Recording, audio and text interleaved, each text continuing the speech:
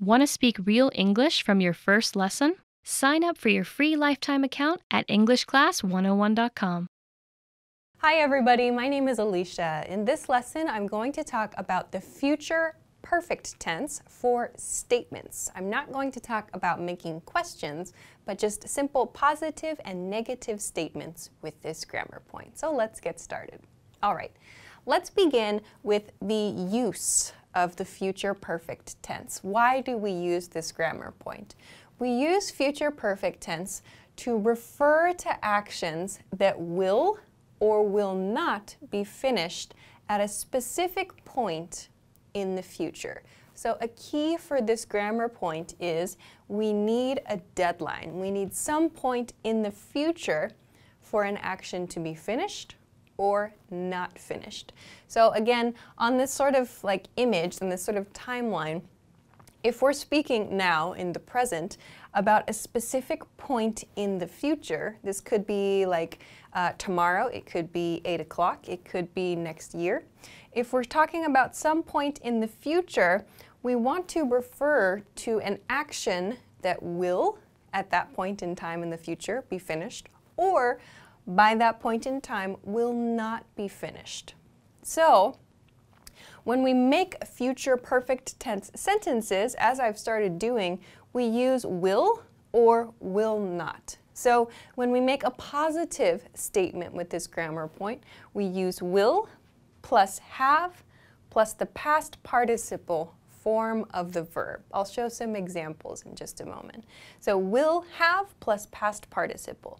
When we make the negative form of this grammar point, we use will not, or we reduce it, we contract it to won't, plus have and the past participle.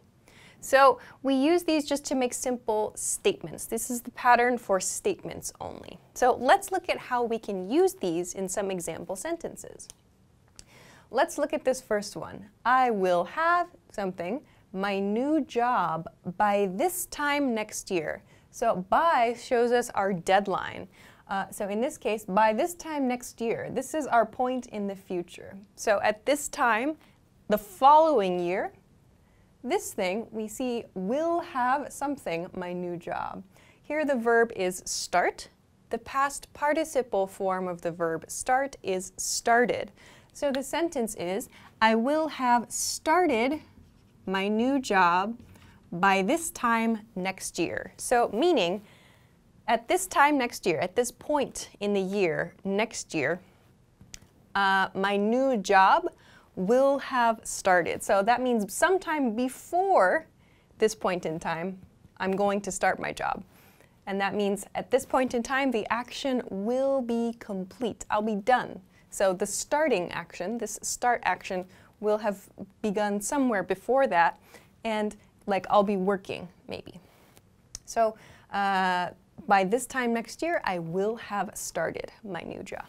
Okay, let's look at another example. Here, she'll. I've used she'll here. This is she will. So again, very common to contract, to reduce will in these cases. She'll have something, her homework, by 8. So in this case, we have a time which marks our deadline, by 8.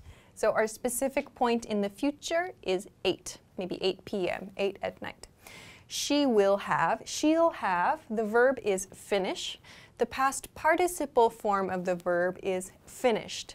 She'll have finished her homework by 8. So that means by this deadline of 8 o'clock, her homework will be done. So that means before 8 o'clock, in this period before 8 o'clock, somewhere in here, she'll make the last steps on her homework. So by this time, everything will be done. Everything will be finished by here.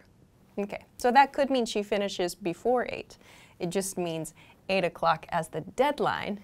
By that time, everything will be finished. Okay, let's go to another example sentence. Here we see the deadline at the beginning of the sentence. By 10 p.m., we'll have something, dinner, already. Here the verb is eat. So the past participle form of the verb eat is eaten, eaten. By 10 p.m., we'll have eaten dinner already. So this means by 10 p.m., we will have finished eating dinner. So already shows us that an expected action is finished. So it's finished before the time period indicated, or finished before the point in time indicated. Something is done. So by 10 p.m., we'll have eaten dinner already means sometime before 10 p.m. we ate dinner. So by this time, we will be finished. In other words, we will have eaten dinner somewhere before that time. Okay, let's go on to the next one. The verb here is arrive. Here we have a negative though. So I've given a very open sentence here. They won't have something something yet. We could add a deadline here. For example, by 9 a.m., they won't have, plus our past participle form, arrived yet.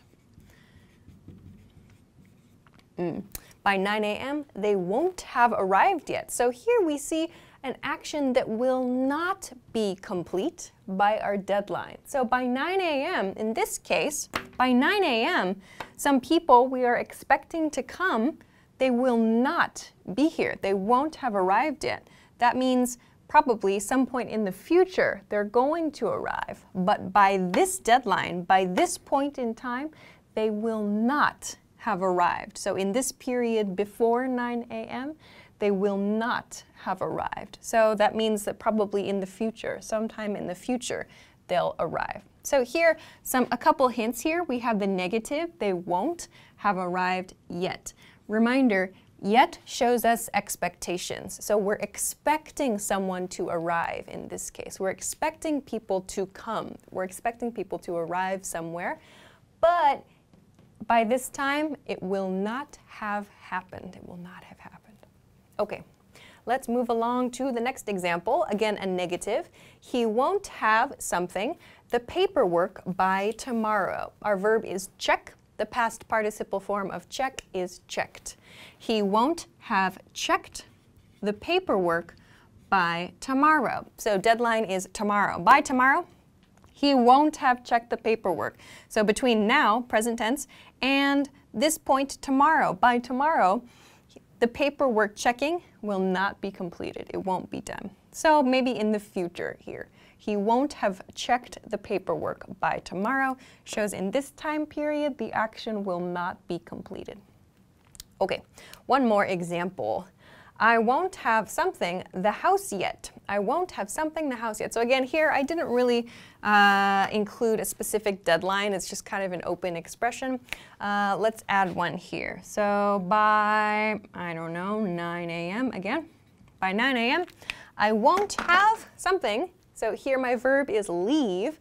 Leave, the past participle of leave is left. I won't have left the house yet. I won't have left the house yet. So again, deadline, by 9 a.m., I won't have left the house yet. By this point in time, I will still be in my house, in other words. So I'm expecting, again, we see yet here, I'm expecting to leave the house, but by 9 a.m., by this point, I will not have left the house. Means I will still be inside my house.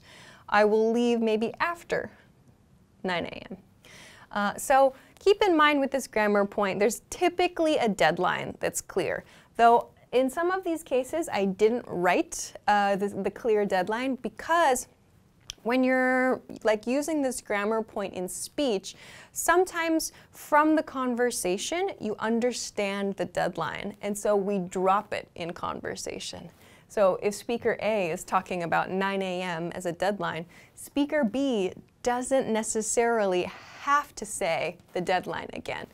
Oftentimes, speaker B, in this case, drops the deadline and just gives an open statement like this. They won't have arrived yet, or I won't have left the house yet. So you don't have to include your deadline in your statement if it's understood, if everyone in the conversation understands the deadline. It's quite common to drop it. But for this lesson, I included a deadline. I just wanted to point out that sometimes we do omit this portion. Okay, so that's a quick introduction to the future perfect tense and making statements with future perfect tense. I hope that it was useful for you. If you have any questions or comments, or if you want to practice making a sentence with this grammar point, please feel free to do so in the comment section of this video. Of course, if you like the video, don't forget to give it a thumbs up, subscribe to our channel, and check us out at EnglishClass101.com for some other resources for your English studies. Thank you very much for watching this lesson, and I will see you again soon. Bye-bye.